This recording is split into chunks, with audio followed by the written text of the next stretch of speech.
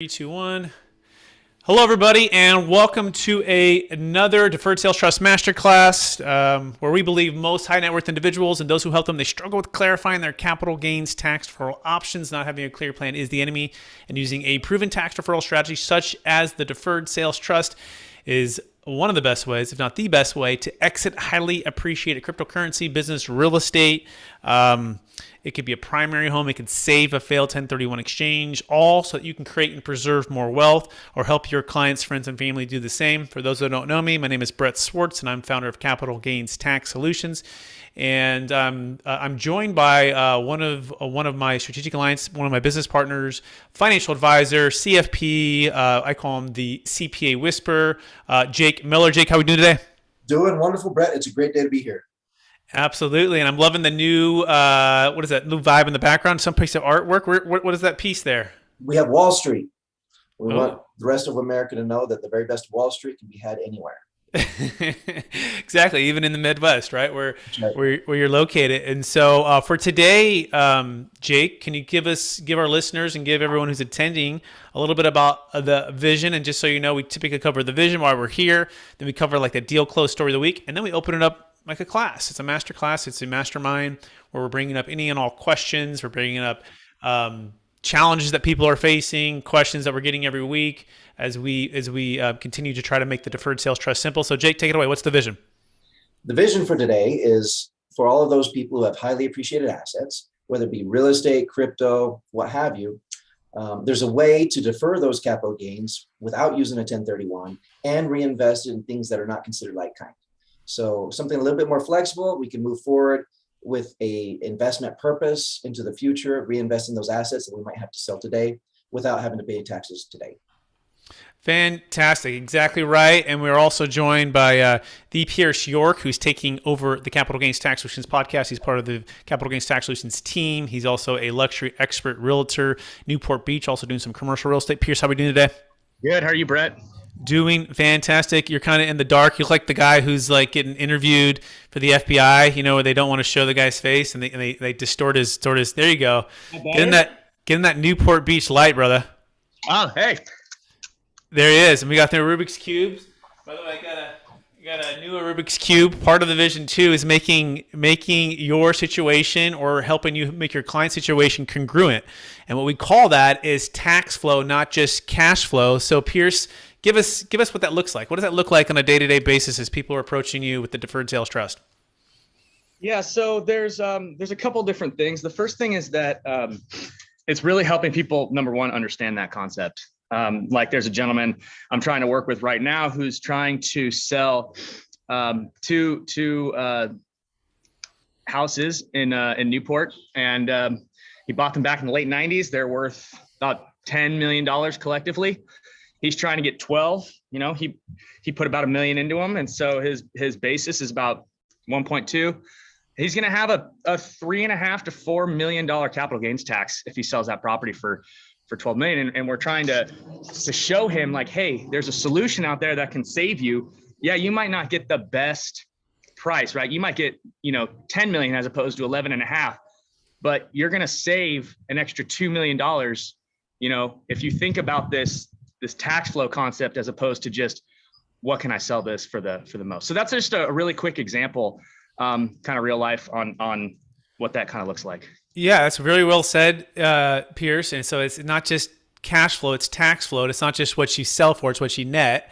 And that's really the key, right? That's really the key. You want to make sure that you're figuring out ways to make not just one side, let's say like the red side is the highest price, right? And then you have like the green side, which is like the best terms. And then you have, let's say the orange side, that's the tax situation. That's why potentially you do like a 1031 exchange, right?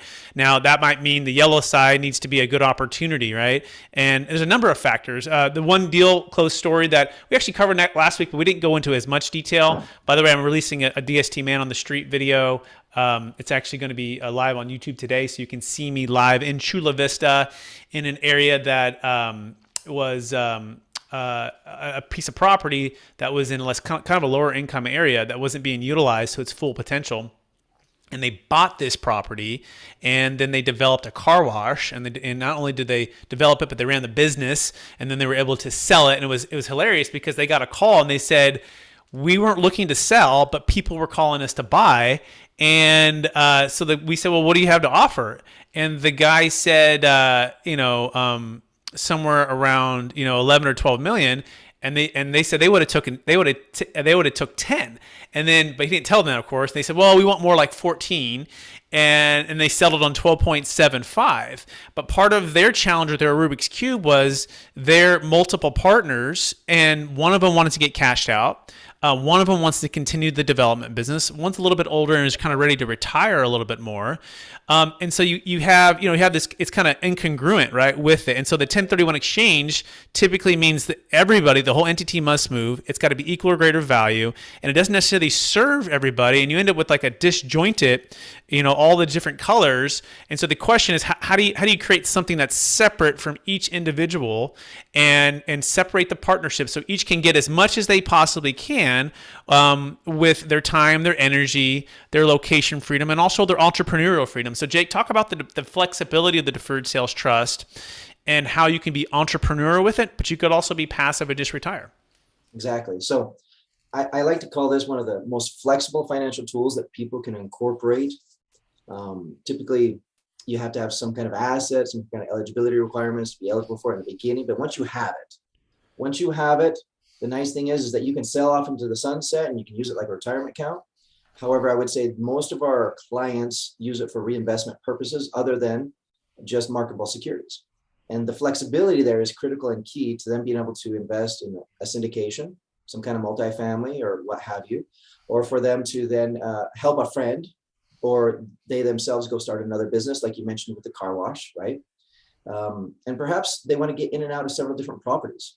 Perhaps they're in some single family rentals and they want to be in commercial, and that's okay. They might come in and out of the market based on timing, and they might go in and out of other investments, such as crypto, and that's okay.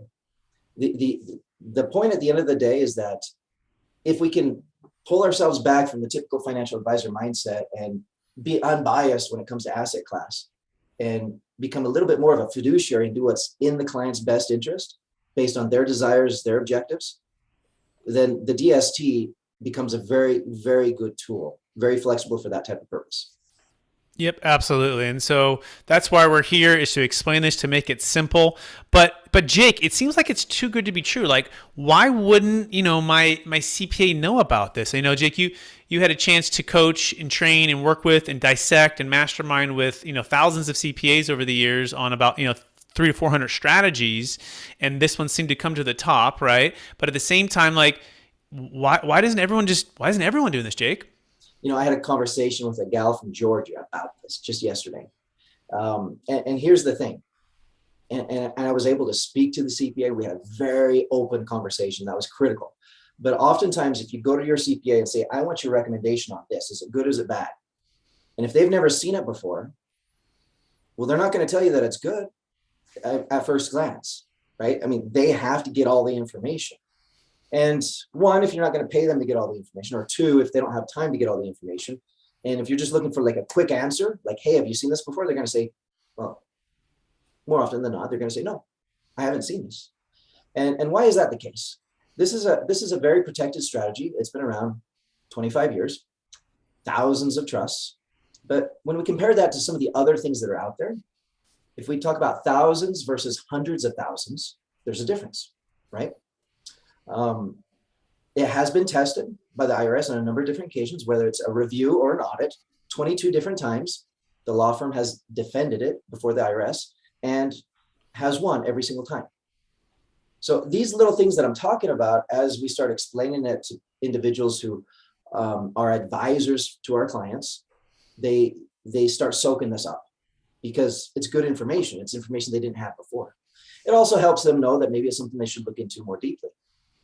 Again, at the end of the day, if somebody's not seen this, they can't really opinion on it. And if they're your advisor and they're afraid of maybe having to do it themselves, well, they might shy away from it if it's not something that they've done a dozen or so times. Yep. So well said. In fact, we also encourage people to bring their CPAs along, because guess what? Jake and I are not CPAs, and neither is Pierce. But the CPA tax attorney who created is, and he's one of our business partners, and he's what we like to call like the Bill Gates of tax. He's brilliant, and he's the one who's been through the fire with the IRS, which is really important, right? You want to make sure that whatever strategy you're going to be employing has actually been through audits, right, and has been reviewed by national law firms, and as well, we have outside groups. We have a former IRS agent that a client of ours, he said, "Hey, look, guys, this sounds amazing, sounds perfect, but I need a third party who's not in with you guys right now, who maybe hasn't seen this yet. I need them to do a deep dive." And Jake and I's client, he's selling about an $8 million business in Southern California. And so he hired this particular person, paid him money. That guy signed an NDA, and he did a 90-day deep dive. Now, in his scenario, it was nice because he wasn't quite selling for another 6 to 12 months. He had lots of time.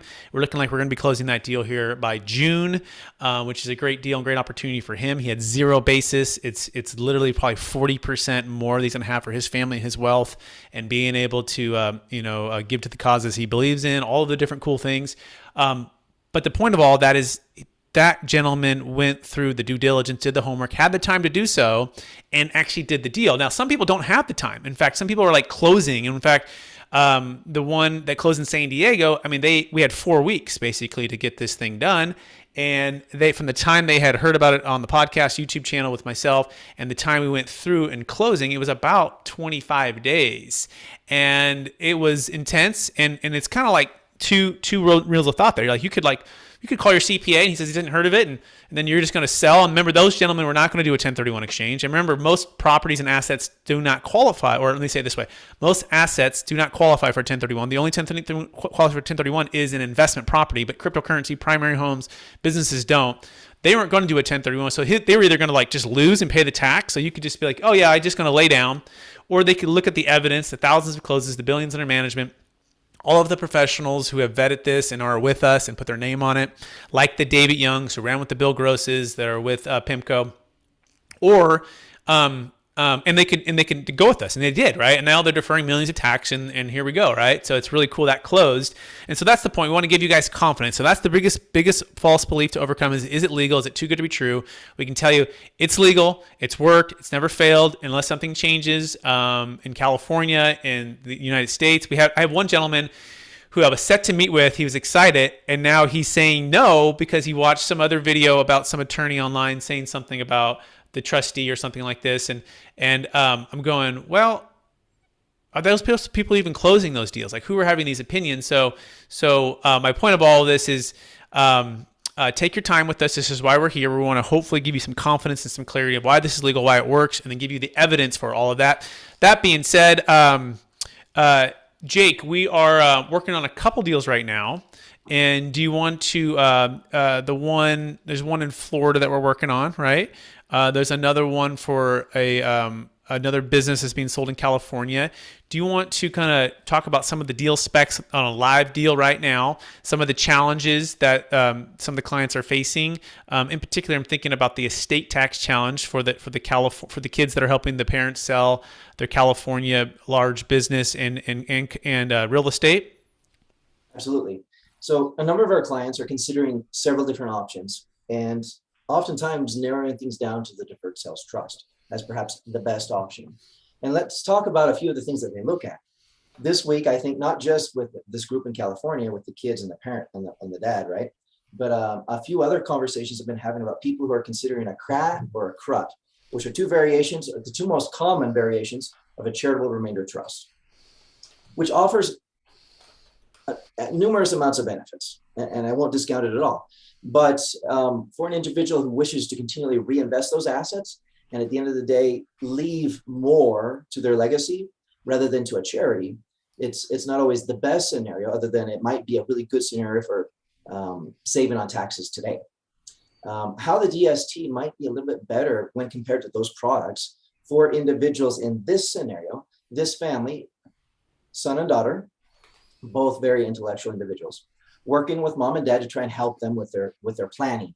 They have a family business that they're looking to sell, and it's going to sell, and the proceeds to them net might be around $10 million. And that's wonderful. Talking to them a little bit more, there's substantial other assets that will be sold in the future as well. So the estate tax limitation, Brett, as you brought up, is 22 million, whatever, right? It's a threshold by which if you surpass that with items that we are transitioning from our estate on, then we end up paying an estate tax. And that estate tax can be as high as, well, it is 40%. And so if we talk about the income taxes, which in the state of California can be rather high, what is that, 13.3 from the state itself, plus, another 20% federal, plus the Obama 3.8. And then, Brett, if we tack on top, if at some point things literally do transition from one generation to the other because of the estate tax, another 40% on top of that, on some of these same assets. This can be a very difficult situation for a lot of families. So conversation with the deferred sales trust, what we're able to do is technically freeze the assets today so that they stop accumulating within the estate, because we're transitioning them out with the deferred sales trust plus, right? We're moving them out of the estate and we're able to allow them to then grow inside of the trust rather than inside of the estate. So we're able to kind of freeze things in time within the estate and then continue to grow things through reinvestment strategies and with the deferred sales trust here. And I say here because the estate is here. And if you can see my visual, that makes sense. Yep, very good. And also we're always welcome, different strategies, the deferred sales trust versus the 1031, and comparing and contrasting the two. And sometimes we tell you to go for the 1031, the deferred sales trust versus a CRUT or a CRAT or a CRT. And we'll give you the pros and the cons of each. What was interesting in that conversation that we had, and we did a deep dive with the DST tax attorney on this, and he broke it down to its essence of, because he closes deferred sales trust, obviously, because he created it, but also charitable remainder trust and CRUTs and CRATs. Like, he's one of the top attorneys at Arthur Anderson prior to him forming his own law firm, all these things. And he's just saying, here are your options, and that's really the key. We want to give you guys clarity, give your clients clarity, help you understand this so you can make a clear decision. And it was funny because I think they were still leaning towards the deferred sales trust in the beginning, but then as he broke it down even more to its essence of the things they thought were benefits, but then they were like, oh, that's actually really not as good as I thought it was. By the end of it, they were like laughing. They're like, oh my gosh, like the deferred sales trust is clearly the winner here. So those are things that we can do. We can break down for you guys and everybody who's curious about those things. But the CRTs are more well known. There's 5,000 attorneys out there, maybe 10,000 are doing them. And so again, there's this belief that, that must be a better way to go. Well, could be, perhaps, depending if you want to give most of it away to charity, and if you want to be maybe a little more restrictive on all of the investments, you don't want to be as entrepreneurial, and those types of things. You don't maybe have kids that you want to pass to. I think you said a good thing, Jake. You said typically for the CRUTs or the CRATs, depending on the CRTs, it's generally people perhaps that are obviously more charitable inclined, but also number two, they typically don't maybe have kids, right? There's maybe not that part of it, but maybe you can explain real quick, why would someone use a CRT or a CRAT, Jake, versus the DST? Well, and it's not always that they don't have kids. It's just that the benefit they want to provide to their kids is limited in time. So they might want to provide income for themselves, income for a spouse. They might want to provide income for their kids, but for a limited period of time at which there's a stop, and then everything is donated to charity. And when does it stop? It stops upon their death, correct? Oftentimes that's the way it's structured. There are some variations of all of these things, but talking about how things are typically structured, you're correct. Mm-hmm.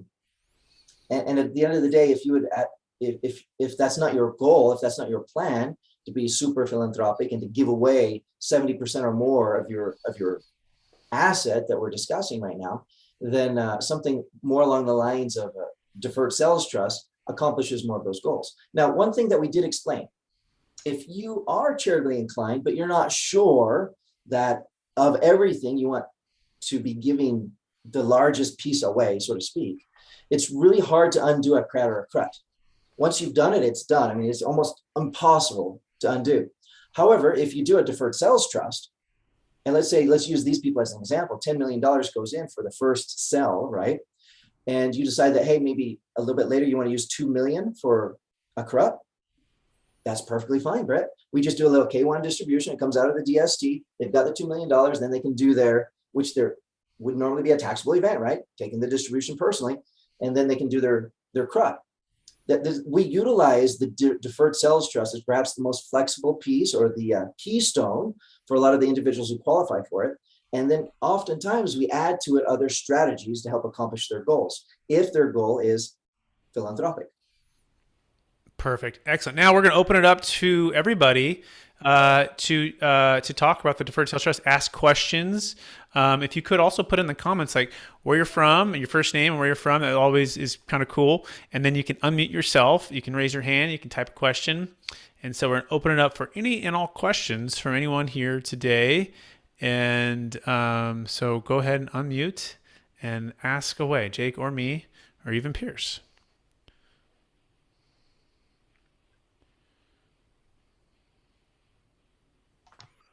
I actually have a question. Go, Pierce. Jake, you said that the Deferred Sales Trust has been just tested through the fire and never never been changed or found any changes with the IRS. Has that happened with the 1031? And what ramifications have happened with the 1031 for just comparison's sake? Yeah, well, and you're asking me to provide a history lesson, and I'm not exactly prepared to throw it all out, right? Because a lot of times with questions like that, I want to go back and make sure that I got all my I's and crossed my T's and provide you dates and times and everything else. To be honest, I'm not sure how the 1031 may have evolved over time. It is something that, as we've noticed, has received a lot of attention in Congress. And if you just watch the legislative tweets, you can see some of their back and forth on the discussions, right? And so more in respect in answering your question to recent conversations, there hasn't been any conversations about from our legislators in changing a DST, whereas there have been not only suggestions and changes of undoing it, disallowing it, or changing it in such a way that it's no longer a tax-free event with the 1031. Yeah, and they also limited it too, right? So they went from like businesses, and I think you like helicopters or heavy equipment, and they basically have narrowed it down to just investment property. So that's the other thing to keep in mind. That is a good point. Yeah. The like kind rules depends on which administration that you're looking at, but there was a change on the like kind rules that did make them a little bit more broad when it comes to real estate. But as you mentioned, Brett, unable to use equipment and helicopters and things of that nature. Right, which is also goes into the point of is the deferred sales trust too good to be true? Like, why don't more people know about it?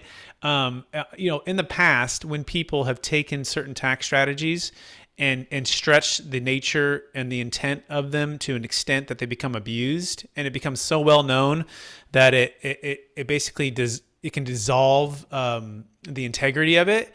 The IRS shuts it down, right? So part of what we have here is so special, and that's part of why it is really exclusive. Now, those who sign NDAs, we work with everybody, but it's also to protect what's here. Because if it gets too well known, or not even so much well known as used by individuals who are not using it properly, then the IRS can just say, you know what, it's got out of hand, we're just going to shut it all down. And that's where we make sure to follow the guidelines strictly. And there's actually a sale, right, to a third-party unrelated trustee. That's our role. And then it's sold to an actual third-party buyer and for fair market value. And there is no constructive receipt because they don't receive any cash. And they're in a deferral state, and they're slowly and they're paying taxes. They receive it, and we're reporting that properly. And so it's the formalities, and it's the business plan and the team to execute this, which typically also helps to explain part of why. People say, "Oh, what are the fees?" And the fees are about 1.5% to 2% recurring per year, and about 1.5% upfront on the gross sales price. And people are like, "Well, how do you what are those about?" They maybe try to make it equivalent to like, setting up a living trust as a one time or an LLC as a one time. Well, those are all commodities, and they're typically one time events, and there's very little formalities after that. But the ongoing part of this, to make sure everything is done properly, to keep the integrity of it, and to keep the track record, so it's protect it, but also to make sure that we're doing things right, is part of where the trustee and the financial advisor and all of us as a team come in. So that all makes sense once you understand that it is a bit complex, but that's why you hire the professionals to help you do all this. So hopefully that adds some value to everyone as well. If you're wondering how to learn more, you can go to capitalgainstaxsolutions.com, capitalgainstaxsolutions.com. Again, I'll open it up again for more questions, comments, thoughts from anybody out there. And I will also invite people too. I'm happy to invite some people. So we got Shane, we got Nicola, we got Rebecca, we've got a couple others as well. Renee, we got Steven, Brian. Anyone have any questions?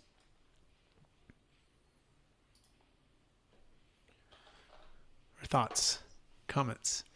We can just keep talking, which is cool too. If you guys want to just keep us here talking about all this stuff. But otherwise, open up for questions. Anybody?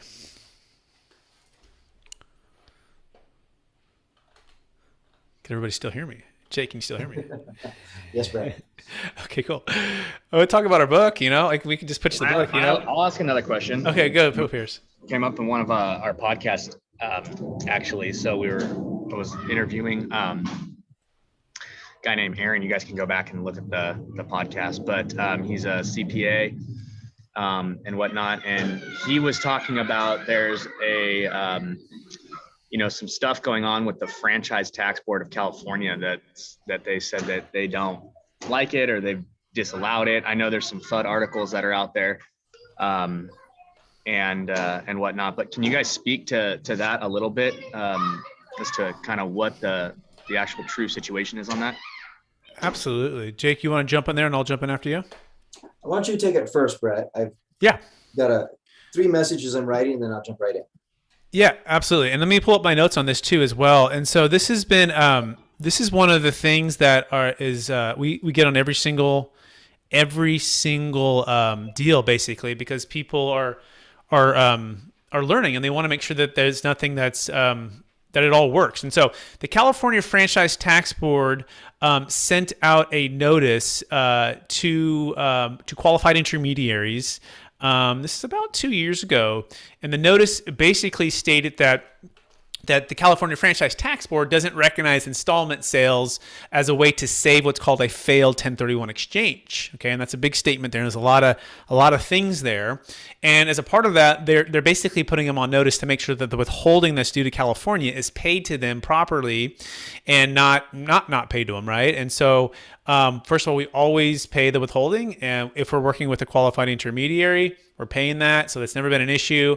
There were some copycats that we came about, and one of them, in fact, was the monetized installment sale, which has been hurt or blown up or not succeeding in IRS court. You can look at that, and it's now on the IRS watch list, and that was like an installment-like sale. So this actual notice didn't say deferred sales trust.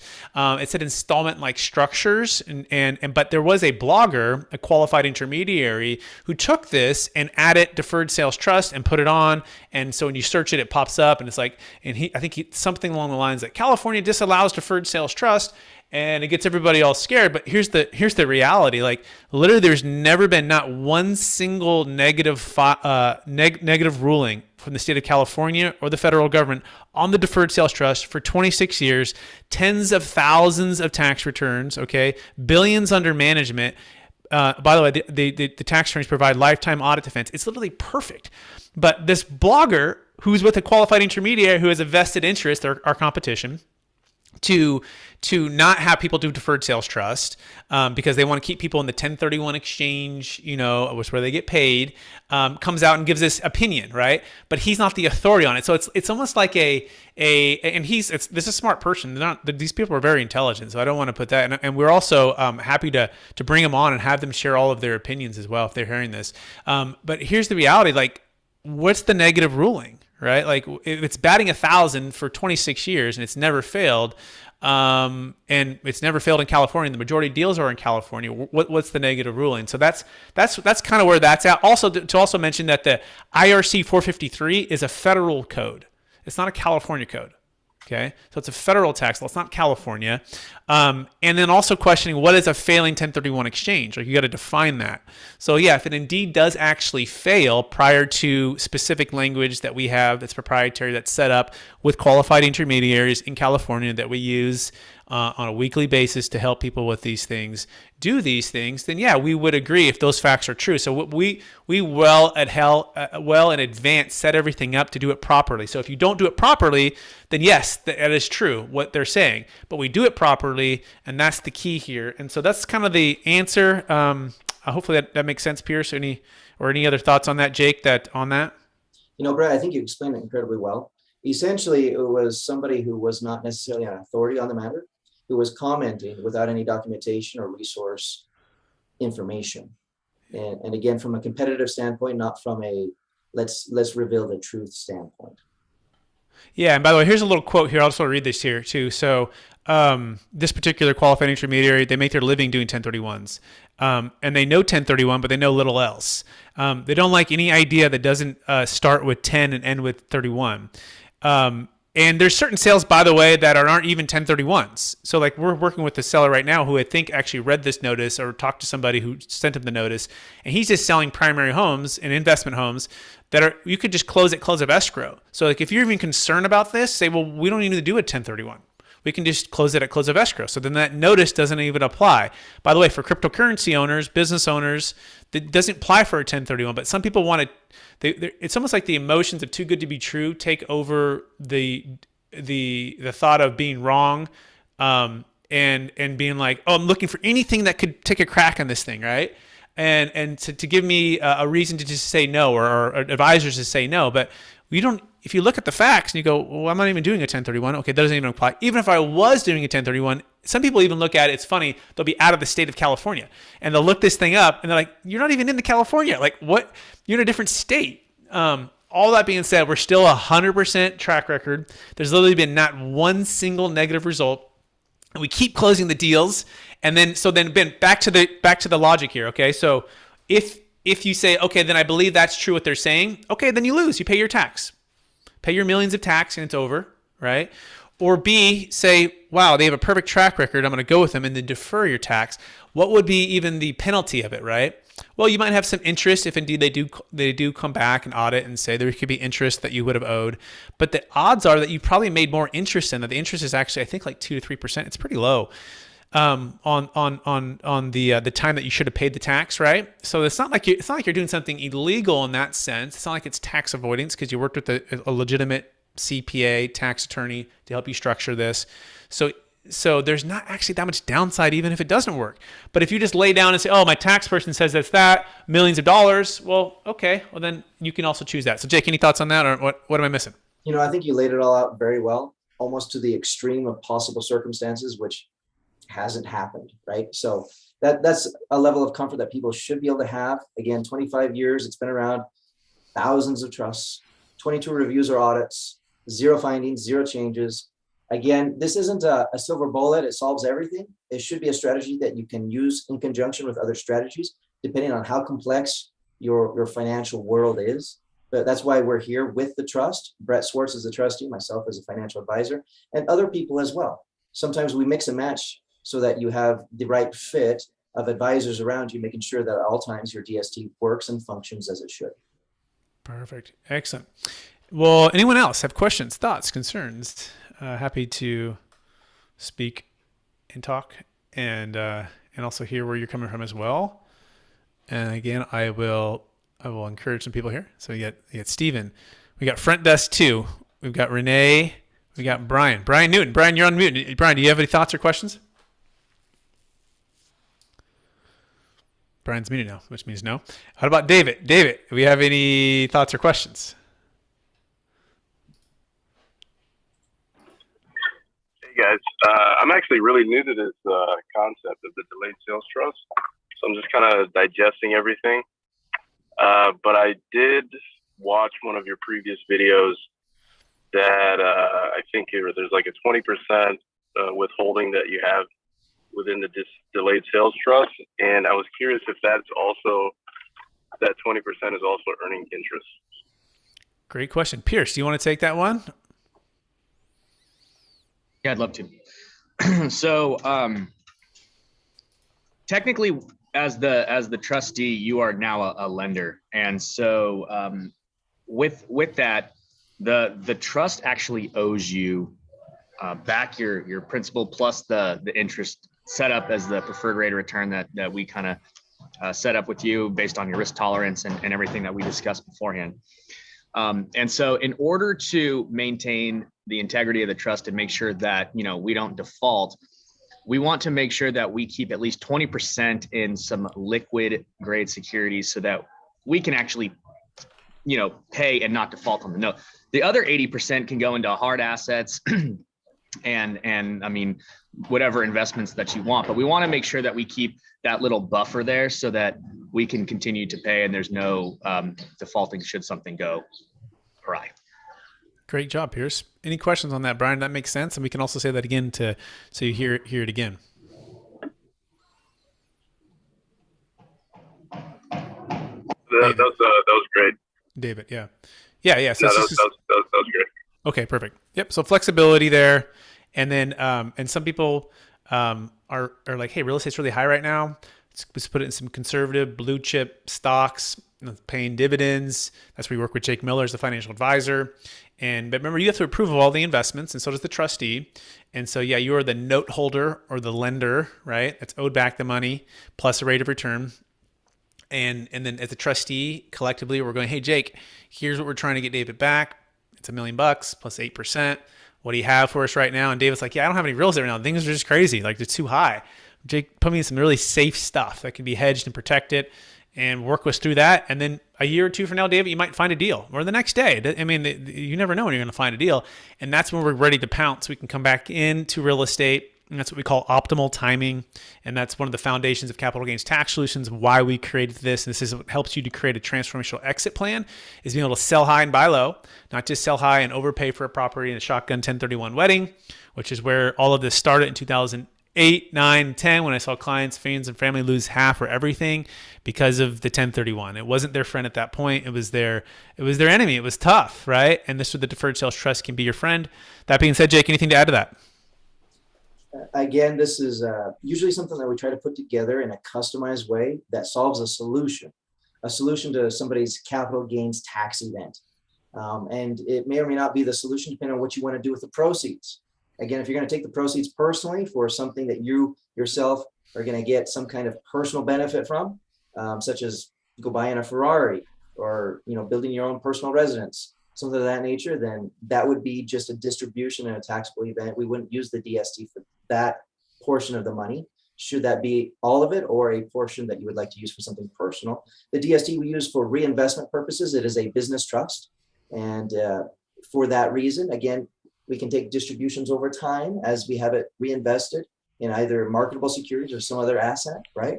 And it can be your retirement vehicle, or under most circumstances, for the bulk majority of our clients, Brett, who are very entrepreneurial, they utilize this tool to continually reinvest and grow their assets through the deferral process of this Deferred Sales Trust.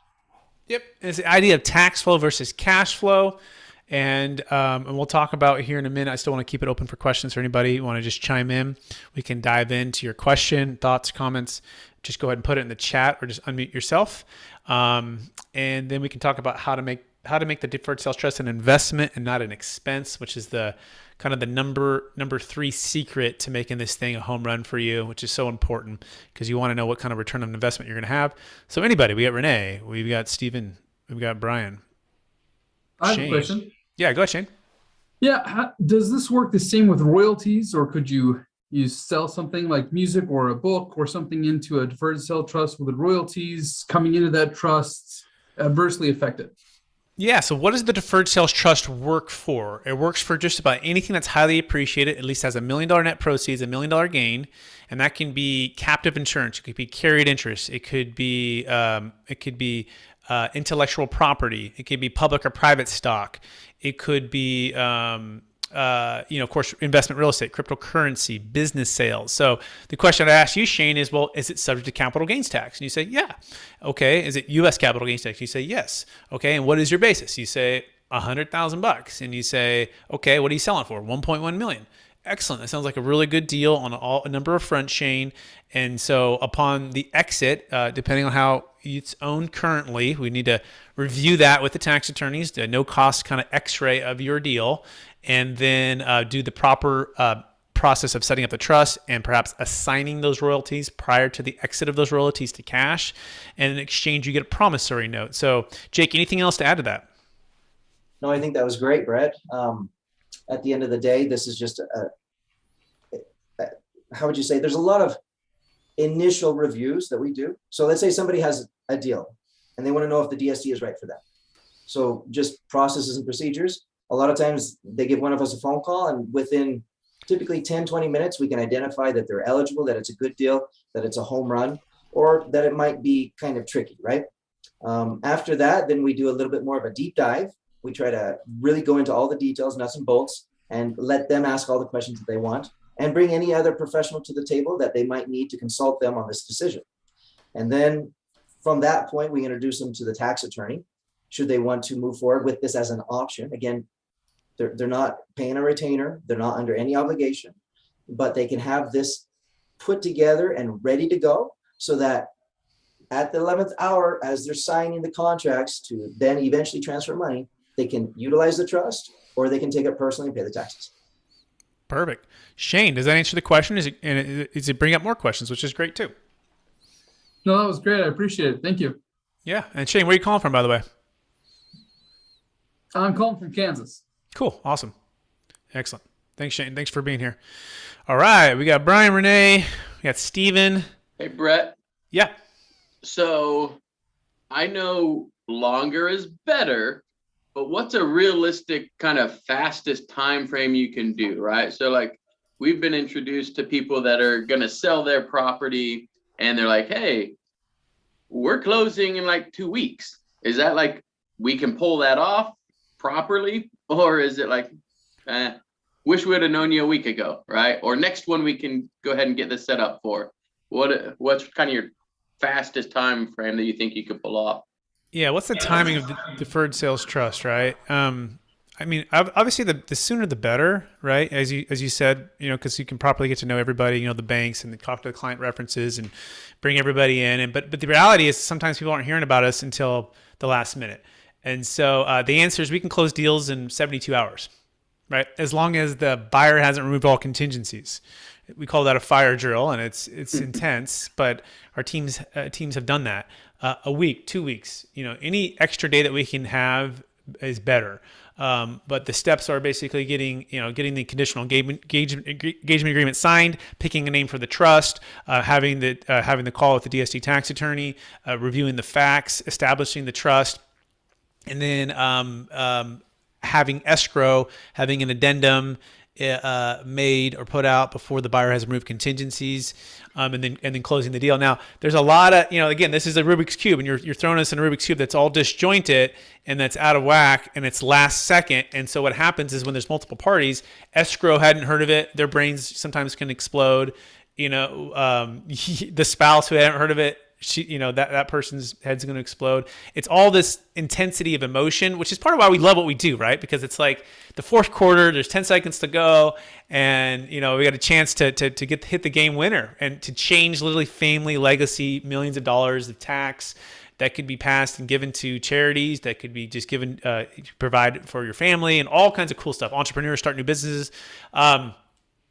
But we can do it. Yeah. And that's part of why we're setting these. We had Jake and I, we closed a $5 million Bitcoin case, and they basically found us and were like, in a week, that one ended up taking about 60 days, but they found us online and they said they consumed hours and hours and hours and hours of content. And that's part of what helped them to get comfortable with us. And good thing they did, because they sold at 54,000 a coin, although it went to 69,000, but then it dropped down to 35,000. So hopefully that answers the question. Good question. Any other follow-ups on that? So yeah, the follow-up would be, so we're doing if you're having to do a fire drill, right? Like we're pretty new to this side of the world.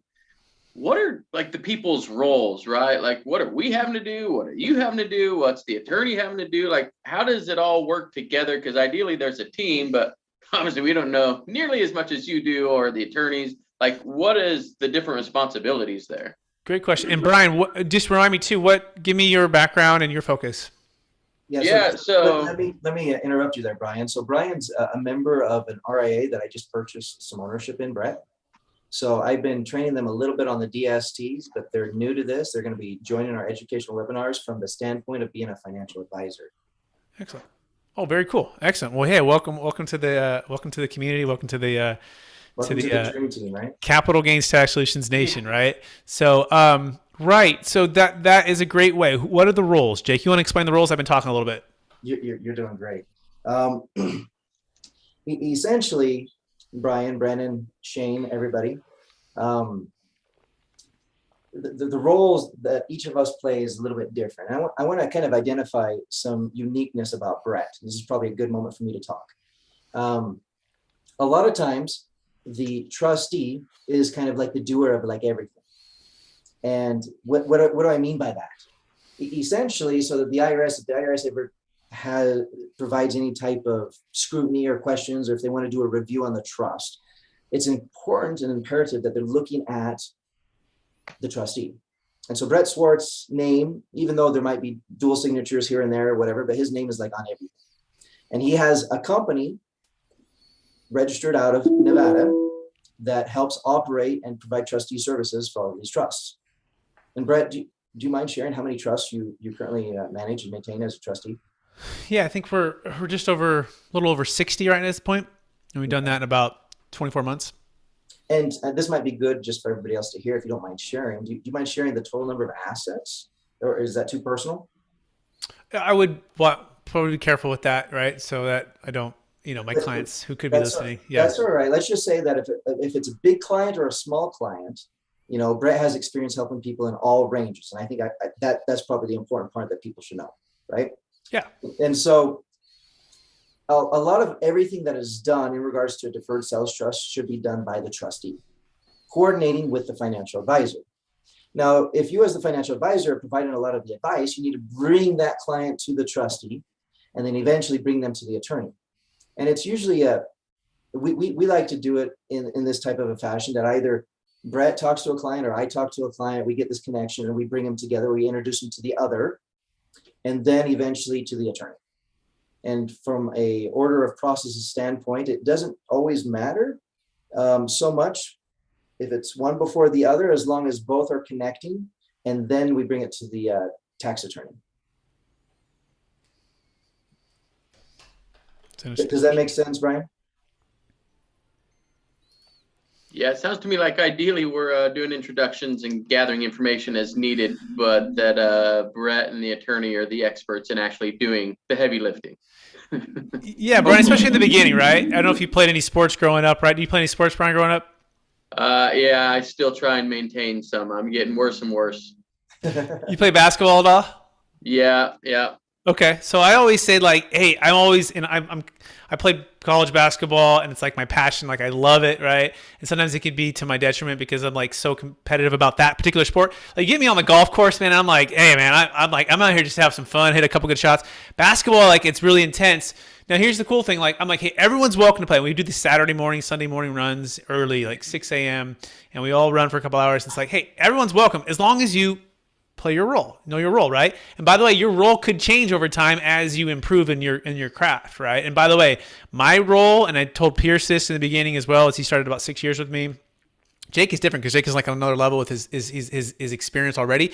But my role, especially in the beginning, is like a fly on the wall, right? Like I'm just happy to be here in the meeting, guys. Like that's where I started, and like literally just absorbing, learning my role, and then figuring out ways to add value to make their life easier. Who's they? The DST tax attorney, like the foundation, this entire thing. How do I learn? How do I prep? How do I become like the nurse, the registered nurse, right? That just checks you in for surgery. So in this scenario, yeah, Brian, the biggest thing you could do is just help people to overcome the false belief that it's too good to be true. I wouldn't get into the nuts and bolts of how it all works or all the details of all of that. We can do the heavy lift there, but we do that by telling deal stories, right? And so most people won't be convinced of what you're telling them because they have a story in their mind. And their story trumps your story until you tell them a better story. And so you can tell all the logic and even all the facts of the thousands of closes and billions under management. That's part of the logical brain, but the emotional brain and the other part of the brain is the story. And so we tell stories to help people overcome false beliefs that the deferred sales trust is too good to be true. And one of the most common ones, the guy named David Young, who ran with Bill Gross, and Bill Gross and David Young are part of PIMCO, right? And you may have heard the story already. And they built PIMCO from 80 billion to 1.2 trillion. And they get approached by a lot of people for a lot of things. Well, David and Bill and about 4 other guys were some of the most successful worldwide money managers, okay? And they all retire and they get a big payday. And then David and 4 other guys form a group called Anfield Capital, and they get approached with the Deferred Sales Trust about 4.5 years ago. And like most people, they're very cautious, and maybe this is too good to be true, but they did the due diligence. And they didn't do a 2-day or 2-week or 2-month. They did a 2-year due diligence on this. Their legal team flew back met with the DST tax attorney, talked to the clients, did a very deep dive. Now, these guys are economists and money managers, and they support financial advisors like yourself and Jake, and they can be a part of the dream team should the client elect to bring them on. It does cost a little bit more, right? It's a part of that, but you're getting some world-class money managers to help support the team. The point of all this, though, they did their 2-year due diligence, and after 2 years, they found out 2 things. Number one, that tax attorney, his name's Todd, might be the smartest person they've ever met. And we like to call him the Bill Gates of tax deferral, right? He's brilliant. And number 2, we're all in. Like, we'll put our name on it. We'll become a part of the Deferred Sales Trust Inner Circle. And again, we'll support the financial advisors, support the trustees with the Deferred Sales Trust. And that's powerful, right? So if you tell that story and ask this one question, it helps people to overcome the false belief of it's too good to be true. And this is the question, like, if it's good enough for David Young and his legal team, after a couple years of due diligence, after a deep dive, who's some of the best in the world at what they do worldwide, right? Is it good enough for you, Brian, Jake, and David, everyone on this call, Pierce, and our legal team, right? And hopefully the answer is yes. Yes, it is, now that you put it that way. And oh, by the way, can we get David on the call? Let's get David. David was on just 2 weeks ago on our mastermind telling his story. So does that make sense, Brian, on that? Yep. Sounds like we'll start by just going through Jake and let Jake facilitate, and we'll kind of follow the lead there. Yeah, that works. It works too, man. One of the things that Brett oftentimes tells people that differentiates him from somebody else on occasions is that he's done the 10,000 hour thing, right? So when he talks about being a fly on the wall and being a sponge and just soaking it all up, it is a bit of a learning curve. It doesn't mean that you can't talk to a client about it, but bring others in to the mix so that you can be getting that 10,000 hours until now you become the subject matter expert. Exactly right. Still won't have Jake's hair though. That's an acquired skill. That's God-given, baby. That's just good genes. That's just good genes. Anybody else? Anybody else have questions? Brian may have some more, but we have Renee, we have David, we have Steven. We've got Pierce. Pierce is still learning too, which is great. I love how humble he is and always asking really great questions. This is part of why he is leading the podcast right now, because he's asking really good questions. Anybody? Rebecca. Rebecca, by the way, is our luxury strategic alliance out of Lake Tahoe. Rebecca, we haven't checked in with you in a little bit, and she helps people sell high-end luxury homes on Lake Tahoe and in Truckee. What's going on, Rebecca? How's everything going with you? Things are going great, Brett. I have a client who's looking at selling a home and then with, $1 million in gains, and then wants to invest in commercial real estate. So, definitely need to take that next step and get you guys connected. Is it a primary home? No, it's a second home. Okay. So, yeah. So it may or may not be qualified for an investment or 1031 if it's a second home. They don't rent it out? Correct. Okay, cool. So it's Deferred Sales Trust. What are the specs? What do you think it'll sell for?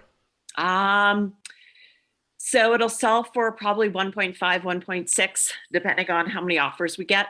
And not listed yet.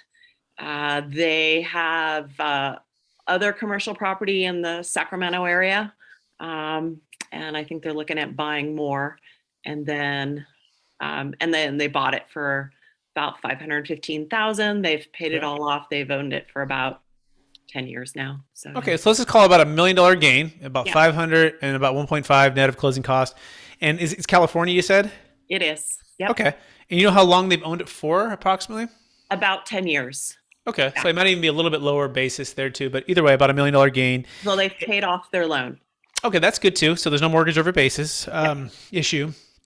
So we're going to use 20% federal, right? 13.3% state of California, 3.8 Obamacare tax. And then we just roughly throw in an extra bonus 3% for depreciation recapture. So it's probably about 40% of that $1 million gain, which is $400,000, right? And so it's very clear. You draw a line down on the piece of paper, say, hey, would you like to sell and defer about $400,000 of tax? Or would you like to sell and not defer and pay $400,000 of tax? It looks like a home run for me. Any questions on that so far? No. No. Where'd you get like the depreciation, like the 3% depreciation? Why are you throwing that in? I asked you how long they've owned it for, and you said about 10 years, right? And so every year, if you take residential, 27 and a half years is multifamily or residential investment property. That's the schedule. If it's other than that, like if it's industrial or retail or office, it's going to be 39 years, right? Maybe 39 and a half. And so you can estimate it's about 10 years, or you could take the price and you could do the whole math on it. You could say, okay, what'd you buy it for plus improvements? And then what you actually have been taking in straight line depreciation. I have found that generally speaking, if you add 2 to 3%, you're going to be pretty much close to where it's going to be at. Okay. So it's kind of just looking at deals for over and over and over again. Now, if you told me they owned it for 27 and a half, 30 years, then I might add, 5 or 8% to that. Right. Because that's how so that makes sense. So for every 10 years, I would say do about 3 to 4%. That's probably a good rule of thumb. So if they own it for 30 years, you could maybe say 9 or 10% is going to be depreciation recapture. Okay. And since I don't own a second home, and I don't know about the tax implications, but typically a second home that's not rented out, that's just used for personal reasons, is that depreciated from a tax perspective? That's a great point. Yeah. So if they haven't had a renter and if it hasn't been an investment property, then they probably just haven't depreciated it at all. So the key is what does their tax return say, right? So you go and ask them to check with their CPA, ask them to ask their CPA what is their adjusted basis. Also, this is a great case in point. Don't wait until they're about to sell it 30 days from now. Right now, bring their CPA in, have them sit down with me and Jake, tax attorney, go through it all, right? Have them in the we call it the passenger seat, not in the rear view mirror, right? A lot of people will throw this on their CPA last minute, or again, like Jake said, they're not willing to pay them. They want just a quick answer, and that you can't blame the CPA being like, man, like you're talking about $400,000, you're closing in 30 days or 20 days, and you want this quick answer. Instead, prior to listing, right, prior to getting into the emotion of selling this property they've owned for 10 years for $1.6 million, might be their biggest sale they've ever had, why don't you do all the prep work? And by the way, we don't charge for that. Let's bring the cube in. Let's look at all of the different variations that are all of the different sides. And let's get all the mastermind minds in here with the CPA involved. And let's help us to make this thing congruent so that they can go in with confidence when you list and sell the property, that they don't have to worry about whether the deferred sales trust is legal, legit, it's going to work, what the value proposition is. This is why we're here. Does that make sense, Rebecca? Yes. Thanks. I appreciate that. Absolutely. Any other questions on that or comments on that deal? Nope. Hey, it's Victoria. Hey, Victoria. Welcome. Go ahead. Someone else is going to say something. Go ahead. I think Rebecca was done. I'm done. Yeah. Okay. Anyway, hey, Brett. Yeah, my name's Victoria Montes. Nice to meet y'all. Nice to meet you on camera here, Victoria. Yeah, we were talking yesterday. Yeah, I was able to get off my other call earlier, so I popped in late. So thanks for having me. Sure. Thanks for being here. So anyway, Brett and I spoke yesterday. This situation, Rebecca, that you were talking about is similar to a portfolio that I'm looking at, which is actually my own. I'm also a commercial real estate broker and residential. And so my question to you, Brett, is one question. I have a lot of them, but one of them is, what are you finding, you and Jake, in terms of questions and pushback from CPAs? Like when you're saying, oh, let's get on the phone with your CPA. So with these other deals that you've done, these other 60 trusts that you've done, what has been your experience with that? And kind of what have you learned from that? Yeah, so Great question. Go ahead, I'll divide that. I'll explain it a little bit different because we've touched on it a few times during the call. I want to give it a little different light, if that's okay. So I'll say that we sometimes get really good questions or comments or feedbacks, and kind of closed-minded comments and feedbacks. I'll separate the two. And it doesn't necessarily mean if it's closed-minded that it's a bad person, other than it's just their approach to it, right? And so they've never seen it before, they've never heard it before, they don't like it. Those are pretty closed-minded objections and comments, right? Open-minded questions are, well, I've never seen it before, but tell me, has it ever been tested by the IRS, right? So like they're open to asking more and better questions. A better question is, has it been tested by the IRS? Has it been disallowed? Has it worked for other people doing the same thing in the same industry? So if it's a real estate project, has it worked for other people with real estate? Can we talk to a client, right? Somebody else who's done it? Is it so that we know that's just not a salesman's pitch, right? But can we actually talk to somebody like that? Can we talk to the person who's going to write it up? So if it's the attorney or if it's the trustee or who is it, what is their experience? How many years have they done this? How many times have they done it over again? So those are all really good questions that I get. But sometimes it starts out with the other questions, and we have to break the ice, because people who don't know what you're asking them, they sometimes feel defensive, and the barriers come right up, right? And so sometimes we have to approach it in such a way, because it may be them, it might be the client, or it might be the client's advisors. The client might be on board, but now we have to kind of massage the relationship with their advisors, their most trusted advisor, right? And break the ice and get them to help, assist them to go from the closed-minded questions to the open-minded questions, because we can answer all of those open-minded questions. That makes sense. Any questions of Victoria? And I can also answer it from my perspective too. I'm sorry, what? I said I can also answer it from my perspective too. I think Jake did a really good job there. Maybe add a couple things. So I guess that you're telling me what their questions are. I want to know kind of what your answers are. So when they're saying, and the questions are good, right? So, Yep. Well, has it been tested with the IRS, right? What's the experience? How many times have you done this? So those are good questions. I can expect that coming from any CPA. yeah. And so the answers are 26 plus years, thousands of closes, billions under management. It's been tested over a dozen times, additional on audits with the IRS. The biggest deal was in San Diego for over $100 million that was tested and no change. Tens of thousands of tax returns over the years, all no issues. So it's literally batting 1,000. It's perfect, right? But even when you tell them that, they're going to be cautious and skeptical, right? And so the other thing we recommend that you bring them along and you invite them into the conversation as you explore it together, right? And so you bring them to the call, and you don't, as the new person, Victoria, learning about this for the first time, right? And I know it because I've been there before. We want to have all the answers, right? And we want to be able to provide it for them.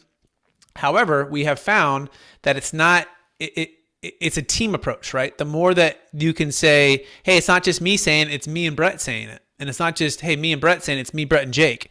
And it's not just me, Brett, and Jake, it's me, Brett, and Jake, and the DST tax team who created it.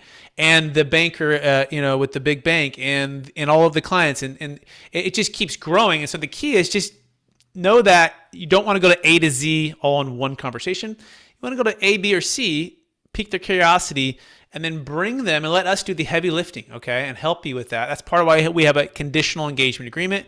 We do it at no cost, no obligation, right? Most tax attorneys, CPAs, and groups like this who consult will charge $250 to $500 an hour just to have the conversation. We don't do any of that. That's how much we believe in the structure and how much we want to take the pressure off. We will literally get everything set up prior to, ready to go. If the deal doesn't close, you don't owe us anything. And so that's the key I would focus on, Victoria. And then as you have these conversations with us, as you're a fly on the wall absorbing, you're naturally going to pick up on that. But yeah, we can definitely give you the stats. I would just be careful not to bombard them with stats, rather pique their curiosity and then invite them to invite their CPA in, and then let us do the heavy lifting. And then honestly, 9 out of 10 times the CPAs join us, Victoria, and they end up sending us referrals. Okay. Does that make sense? Any questions or thoughts there? No, I was looking at your fee schedule and I see the 1.5%, right? It's tiered 1.25 to 1.5%. That's correct, right? Correct. Okay, so I mean, I'm just saying for like a typical investment portfolio, it's usually like 1%. So to me, it looks like a little bit of an, aggressive price. Yeah, let's cover fees. Jake, you want to cover fees? Absolutely. So, we do 1.5 of the first million and then 1.25 after, just like you mentioned. But what does that cover? What does that provide? And why is that important? There are people who talk about audit protection. And sometimes all that means is that they're going to go buy a little insurance policy so that maybe if in the future you need it, somebody that you don't even know before will represent you. That's not what these people do. Again, they're batting 1,000. And Todd Campbell himself, it doesn't matter who the attorney was that wrote it up in the group, or who the trustee was, or who the client was, he has represented all 22 times the 10 or so reviews and the 12 or so audits. when the IRS or one of the states has inquired about the trust. And he personally has represented it because he has an incentive to maintain a perfect track record. And so it doesn't matter if he loses money. Yours might have been just a little teeny tiny trust, but he's going to represent you even to the point of losing money on the deal to maintain the integrity of all the other deals, if that makes sense. And it can be a lot of money. We have some people who are doing some rather substantial deals. Brett and I have maybe a little bit later this year an Ethereum client that might be looking to pull the trigger. That's a $30 million deal. So 1.5 on the first million, 1.25 and all the stuff after that, that's a substantial amount of down payment. But that also is kind of guaranteeing the deferral of a 20% tax deferral on capital gains, as well as the 3.8% Obama tax, as well as any state capital gains or income tax that they might be subject to, depending on their state. And so, in a way, I always tell people this, that you're able to reinvest the sales proceeds of your capital gains asset net of attorney fees rather than net of taxes. That's what they're weighing here back and forth. And it still has to make sense at the end of the day. So it does, typically we try to make sure that the deals are $1 million or more so that the pain of paying the tax is substantial enough that the attorney fees aren't really that big of a deal. And you have to understand that this is a specialist. If I go to a general practitioner, my fee is usually around here when I walk through the door and pay for my checkup. But if I go to a specialist, because there's so few specialists and the education that a specialist has is a lot different than any other attorney that just does any other trust. And so we should expect to pay a little bit more, especially when they don't charge you a retainer up front, but they're going to make their money on the back end should you decide to use them. And Victoria, by the way, you're in real estate, right? Yes. What do you charge for if you were to sell someone's property? Right. Well, that's 3% or 2%, whatever I negotiate. Probably higher though, right? If you represent both sides, it's 5 or 6, right? Yeah, right. Well, I mean, if you're a dual agent, but not typically, right? Yeah, and so this is actually really interesting, right? So, and to try to make this I want to say this in a way that is very, because I'm a real estate professional, right? And I sell in 5 or 6%, right? But there's literally like millions of us, right? Millions of us that can do that. And we charge 5 or 6% on the sale of a property that millions of other people can do, right? That we could do. And there's literally one law firm that does this, right? And has succeeded for 26 years, thousands of closes, billions under management. And they only charge 1.25 to 1.5, which is, if you think about it, like they're like the Steve Jobs who created the iPhone charging that. And then we're like, we're the real estate professional that's getting paid on a close of a transaction 5 to 6% if we represent both sides, or if you even say one side, right? You can say, oh, well, it's about 3%. Well, that's double what they're even getting, right?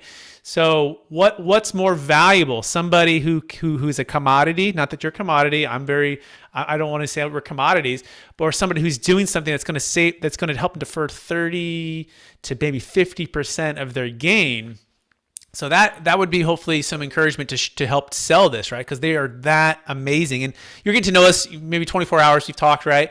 I think you're going to see that over time where we're at and how we help our clients build more wealth, because it's not just about the exit or the setup or the cost, the one time. It's literally the ongoing team, executive team, if you will, that helps to continue to execute it. Because this is a business trust coupled with an installment sale. It's not like just setting up a living trust where you hire an attorney for $2,500 one time and then you never talk to him again, or maybe every 5 years you do a checkup with him, right? This is ongoing. And so they're going to be talking with your CPA. They're helping you to report it correctly. There's going to be some common questions. And as well, the trustee, 1.5 to 2% with the tax, with financial advisor combined. We are with you this. I mean, sometimes it's weekly, especially in the beginning, and then it's recurring. And then there's strategic, finding deals, doing deals, analyzing what the trust can and can't do. There's so much involved with this, which is why people are like, well, can I just become a trustee? I'm like, well, you can put the 10,000 hours in, right? And go through it. And if they trust you enough, maybe you get their approval to get hired, if you will, right? Or be approved to be a trustee. But that's up to you if you want to put that in. Does that make sense, Victoria? And you're on mute there. Yeah, right. Yeah, well, you're talking about the sales pitch behind it. So I'm thinking about kind of analytically, right? So from the seller perspective, like say, for example, Rebecca's client. Okay, so they're looking at, they're not going to be paying all that tax in a lump sum, but they are going to be paying it, right? When they get the return, right? The So annual- pause. So when do our clients typically pay that principal balance? Most of them will defer it every 10 years for 10 years and just keep deferring it. And so let me give you the logical part here. So it's the rule of 72. So let's say it's $1 million net proceeds, $1 million gain, and we help them defer $400,000 of tax. Most will not pay that tax, okay? And especially they'll keep it in a deferral state, and they'll live off the interest payments as they come in, okay? And then they can pass it to their kids. And every 10 years, the rule of 72 kicks in that if we could earn 7% net of recurring fees, and imagine they took all 7% and let it compound, Victoria, that amount would double. It'd be $2 million. Now, most will take interest payments, of course, right? But you could say, okay, client, $1 million or 600,000, but the $1 million is paying you about 80,000 a year, net of the fees, okay? And at the end of 10 years, we still have that same $1 million. It's been paying you $80,000 a year. That's what 99% of the clients are doing, Victoria. They're just living off the interest payments, and they're just paying ordinary income tax on that. Now, some will dip into principal, and as they do, they'll pay some capital gains tax. But watch this, Victoria. What if you had a loss of $200,000 3 years from now? A capital loss. Would you might call that capital loss in that same year and pull out $200,000 of the trust? Now you're at $800 and just wipe that away, right? That's one way. Number two, what if you're in a very high income tax state? This is how to make the deferred sales trust an investment and not an expense.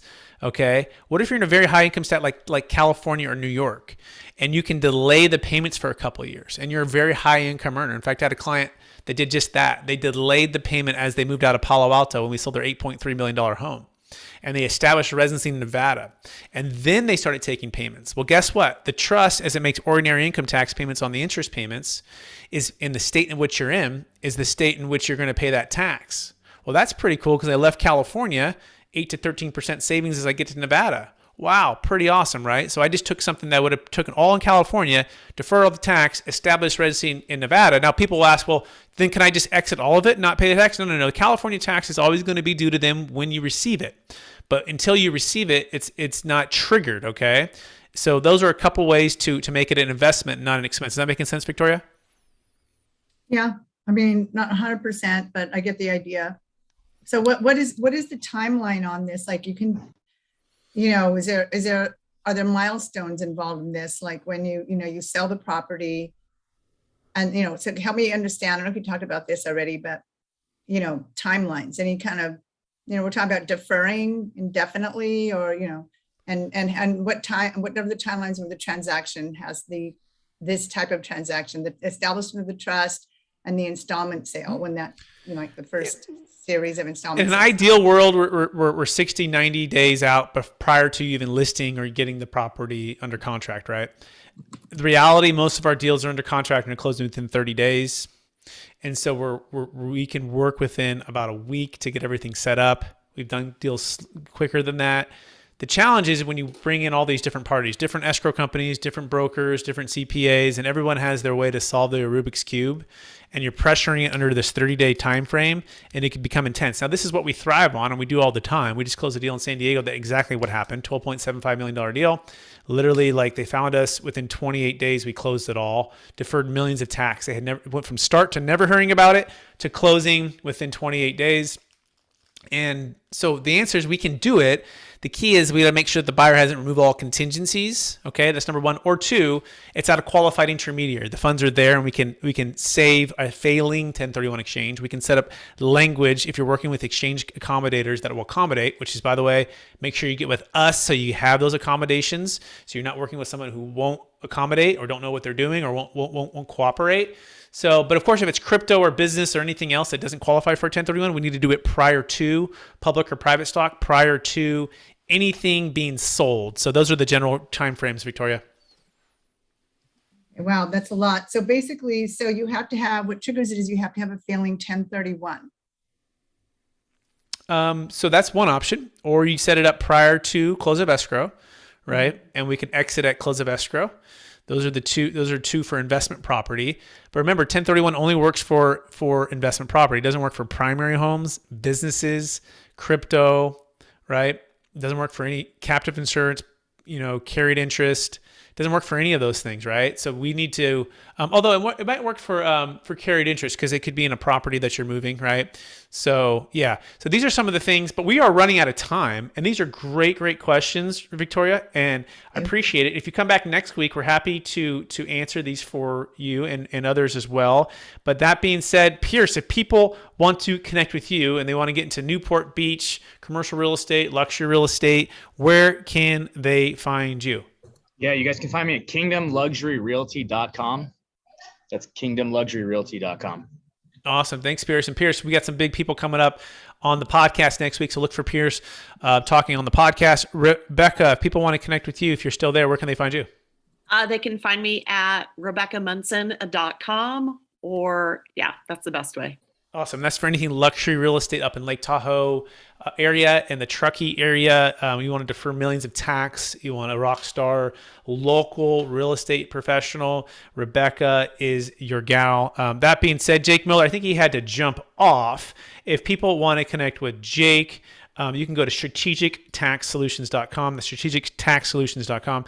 And I want to thank everybody for attending another episode or another week of the DST Masterclass, DST Mastermind, where we believe most high net worth individuals and those who help them, they struggle with clarifying their capital gains tax deferral options, and not having a clear plan is the enemy, and using a proven tax deferral strategy such as the Deferred Sales Trust is the best way for you to exit highly appreciated cryptocurrency, business, real estate. If you want to unlock the power of the Deferred Sales Trust to exit like millionaires, you can go to capitalgainstaxsolutions.com, capitalgainstaxsolutions.com. Look for the new book that's coming out, by the way, with Jake Miller in it, as well as myself and a guy named Kevin Harrington from Shark Tank and some other really smart people talking about the Deferred Sales Trust. It's called Building a Tax Deferred Exit Strategy.